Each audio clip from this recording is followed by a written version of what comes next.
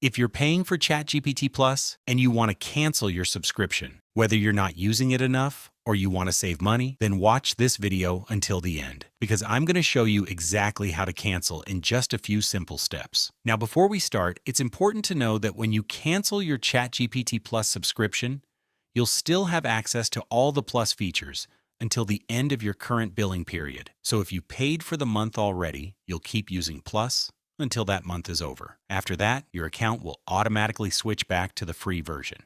You won't lose any chat history, you'll just lose access to things like GPT-4o and faster response times.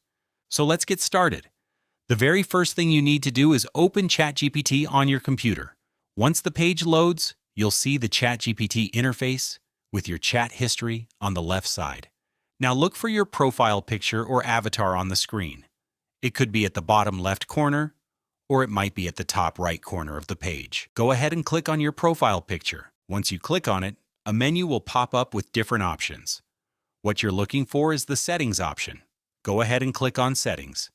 Once the Settings page opens, you'll see several different sections. What we're looking for is the Account section, so go ahead and click on Account. This will open up your account management page. Now at the very top of this account page, you'll see your current plan. Right next to your plan name, you'll see a little Manage option. Go ahead and click on that, and you'll see a Cancel Subscription option. I'm going to click on Cancel Subscription, and after that, I'll confirm my decision by clicking on Cancel one more time.